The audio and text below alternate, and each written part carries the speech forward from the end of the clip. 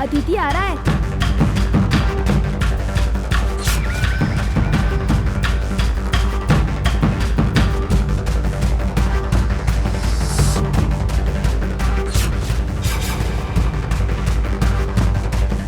अरे कृष्ण, मेरा नाम कृष्ण है। हा नहीं है। यहाँ क्यों आए हो तुम? तुम्हारे यहाँ आते ही सारे यहाँ के पक्षी उड़ गए ना। सारे पक्षी उड़ गए? उनको पता चल गया है कि उनका काल आ गया है। अरे तुम पक्षियों से भी बुद्धू हो क्या? जो बात पक्षी समझ सकते हैं वो तुम नहीं समझ सकते, है ना? तुम भी कहाँ समझते हो कृष्ण? ऊंची उड़ान भर रहे हो। तुम्हें शीघ्र धरती पर गिराना पड़ेगा। ये कौन सी सांकेतिक भाषा में बोल रहे हो तुम? अरे तुम्हारी झोली से आवाज कैसी आ रही है?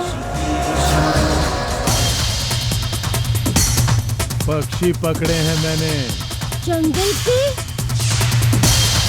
या आकाश के? आकाश के।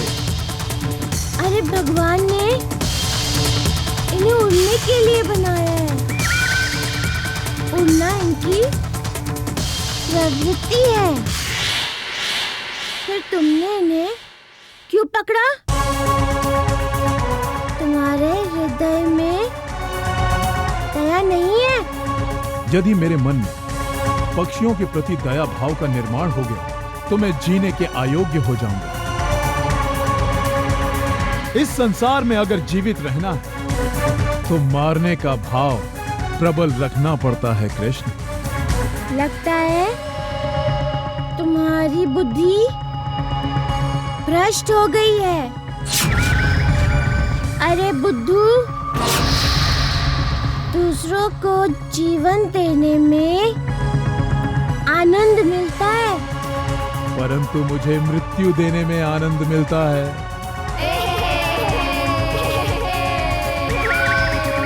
तुम लोग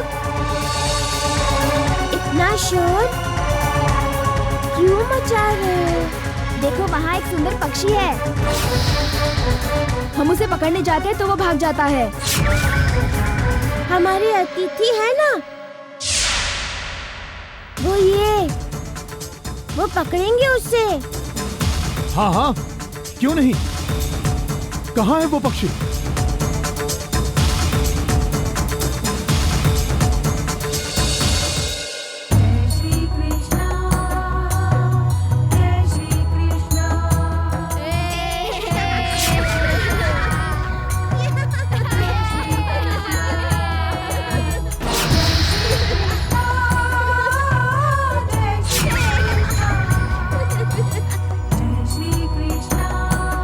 ये तुमने क्या किया? बुद्धू, इतना भी नहीं समझ रहे हो कि मैंने क्या किया? मैंने पक्षियों को उड़ा दिया। तुमने क्यों पक्षी को उड़ाया? वही तो मैं पूछ रहा हूँ। तुमने इन्हें पकड़ा क्यों? पक्षी पकड़ना मेरा काम है कृष्ण। अच्छा, और मुक्ति देना मेरा काम है। तुम उद्दंड हो कृष्ण। और तुम पापी हो। कृष्ण, जिस क्षण मैं पक्षी को पकड़कर अपने झोली में डाल लेता हूं ना, वो मेरे अधीन हो जाता है। कितना भी फड़फड़ा ले, मैं उसे मुक्त नहीं करता। अज्ञानी हो तुम। हाँ कन्हैया, ये मूर्ख नहीं जानता कि इसके शरीर में भी एक पक्षी रहता है। जिसे ज्ञानी आत्मा कहते हैं। मनुष्य उसे पकड़कर नहीं रख सकता। और ये अज्ञानी आकाश में उड़ने वाले पक्षियों को पकड़ना चाहता है।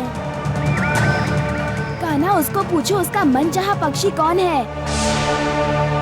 बोलो भाई, तुम्हारा मनचाहा पक्षी कौन है? बोलो, जल्दी बोलो। मयूर पंख वाला मेरा मनचाहा पक्षी है कृष्ण। अर्थात तुम मोर को पकड़ना चाहते हो।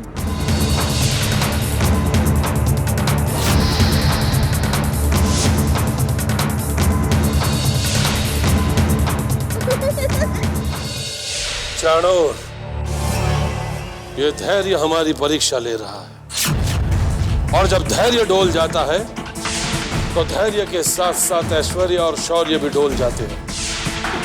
फिर मेरे जैसा बलशाली और पराक्रमी भी हताश हो जाता है। महाराज, कृष्ण की कृष्ण कृष्ण कृष्ण कृष्ण, जहां देखो वहां कृष्ण। इस कृष्ण की छाया ने मेरे जीवन का आनंद मुझसे छीन लिया है।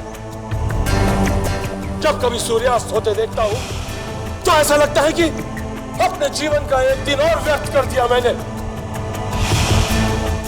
क्योंकि कृष्ण अभी तक जीवित है और मैं कृष्ण की मृत्यु चाहता हूं। मृत्यु। प्रभु, जाने अनजाने इस बहलिए ने अपने मन की बात बता दी है। मनचाहा पक्षी, कंस का भेजा ये साथी कंस की ही तरह अधीर है। राधे जैसे मामा जी हैं, वैसे ही उनका साथी भी क्रोधी है, अधीर है। क्रोध में मनुष्य विवेकहीन हो जाता है। उसने चेहरे पर मुखौटा लगाया है और मुखौटा सत्य बता देता है। शरीर के अंदर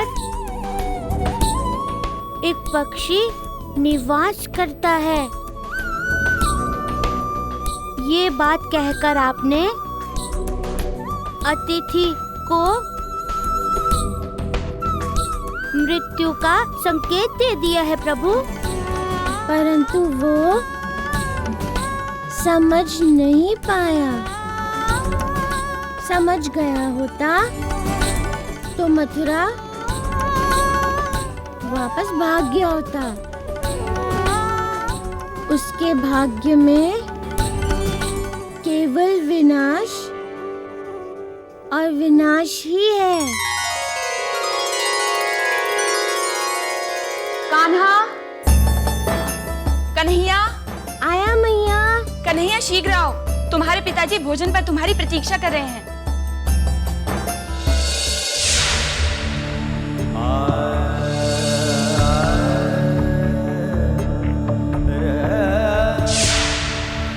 वसुदेव जी,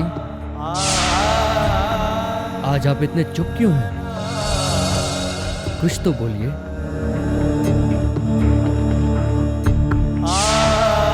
आचार्य जी,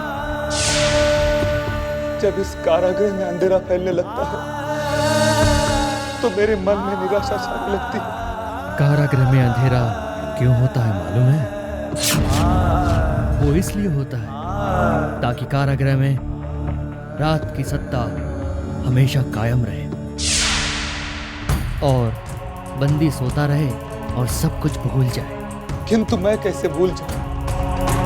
मैं कैसे भूल जाऊं आचार्य जी कि दुष्ट कंस ने कृष्ण का वध करने के लिए नंदराय के साथ एक बहलिया को भेजा है और इस समय वो बहलिया नंदराय के साथ है। मैं तो यहाँ हूं, कुछ नहीं कर सकता, किंतु मेरा मन, मेरी आत्मा कृष्ण की रक्षा के लिए भटक रही है। लगता है आप चिंतित हैं वसुदेव जी। मैं चिंतित नहीं हूं, मुझे स्वयं पर क्रोध आ रहा है।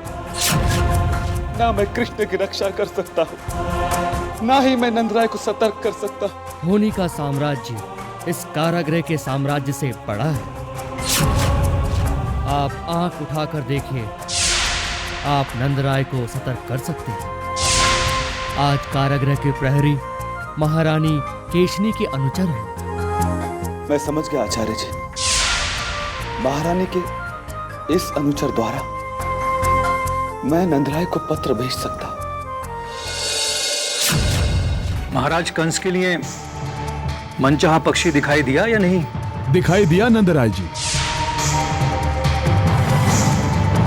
इस समय वो हमारी दृष्टि के सामने ही है।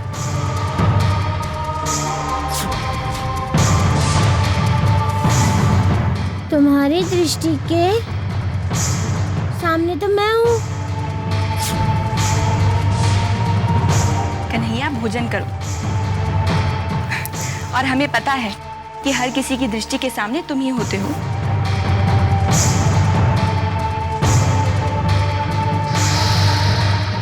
अगर वो सुंदर पक्षी तुम्हारी दृष्टि के सामने ही है तो उसे पकड़ क्यों नहीं लेते हो? नंदराय जी, वो बहुत ही चतुर पक्षी है। इसका अर्थ है तुम मूर्ख हो। कान्हा, अतिथि से ऐसे बात करते हैं क्या? भैया, ये अतिथि नहीं है, ये तो शिकारी है। जब मैं उसे पकड़ूंगा तो लौटकर इधर नहीं आऊंगा, सीधे मथुरा चला जाऊंगा। अरे, तुम कृतज्ञ हो क्या? कन्हैया, मैया, इसे कृतज्ञता तो व्यक्त करनी चाहिए ना?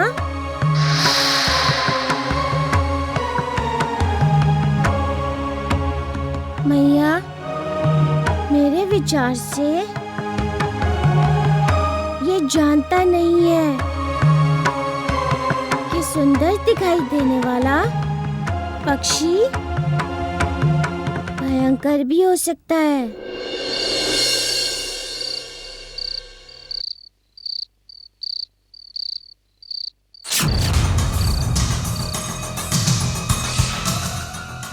सब चिंता मुक्त सो रहे हैं, इतना विश्वास मुझ पर। अभी कुछ देर में मैं कान्हा को जड़ी सुखाऊंगा और वो लंबी नींद में सो जाएगा।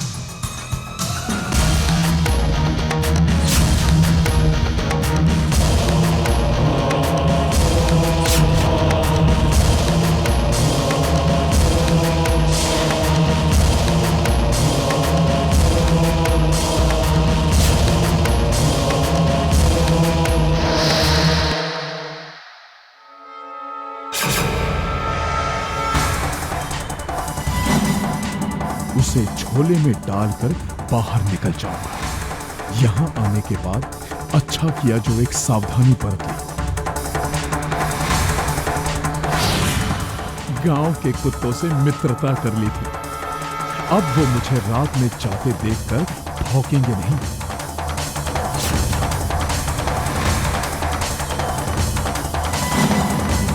बिना सीनियर सहयोग के बाहरी शत्रु कुछ नहीं कर सकता, और प्रत्येक स्थान पर सहयोगी कुत्ते मिल जाते हैं जो मांस के एक टुकड़े पर आपका साथ देने को तैयार हो जाते हैं।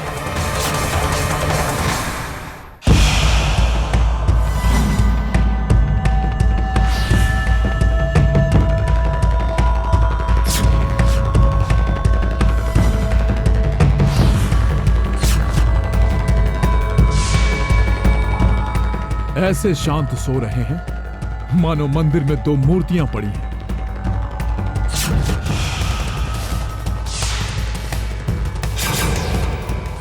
प्रभु, वो आ गया।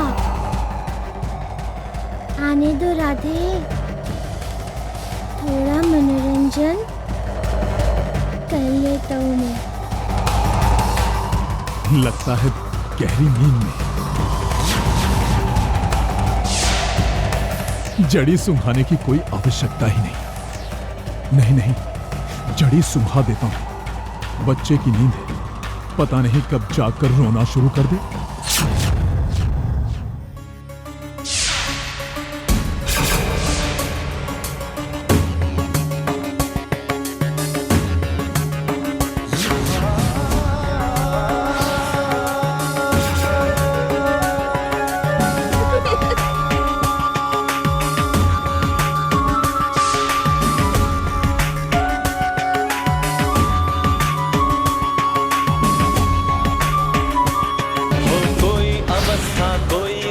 बलवानों से बलवान प्रभु, पापी दुष्टों का महाकाल, संतों के लिए वरदान प्रभु। ओ कोई अवस्था कोई रूप, बलवानों से बलवान प्रभु, पापी दुष्टों का महाकाल, संतों के लिए वरदान प्रभु।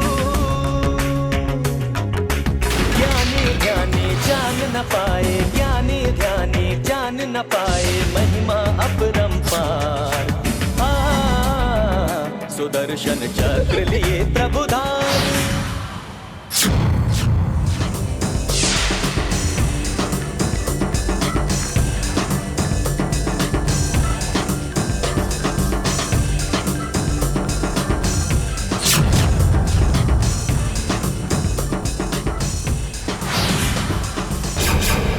ये मटकी कैसे टूट गई?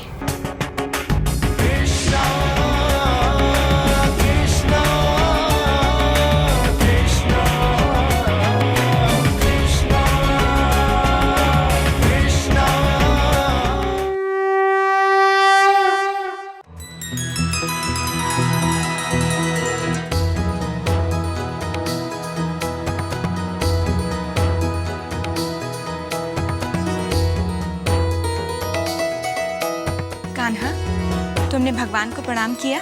मैया, भगवान को ही प्रणाम कर रहा था। माता पिता भगवान ही तो होते हैं।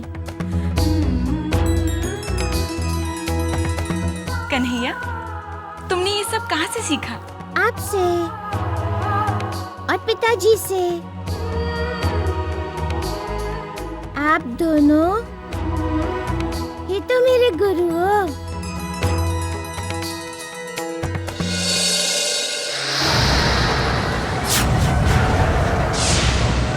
अरे, अभी तक यहीं हो? कन्हैया,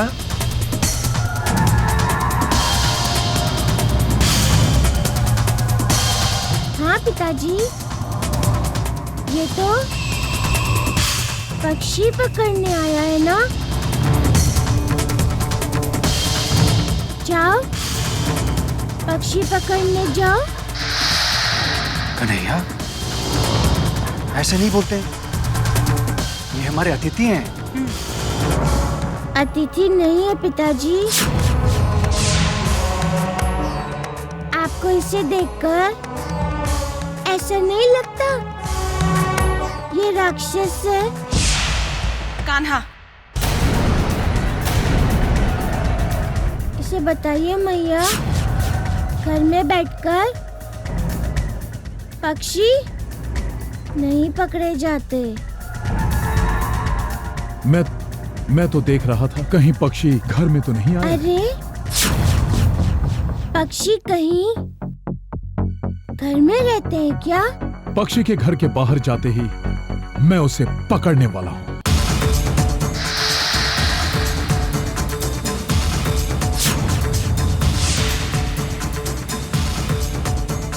पता नहीं क्यों मुझे ये बहेलिया रहस्यमय ही लगता है। ऐसा लगता है जैसे ये पक्षी पकड़ने नहीं आया है। आप इसे शीघ्रातिशीघ्र वापस मथुरा भेज दीजिए ना।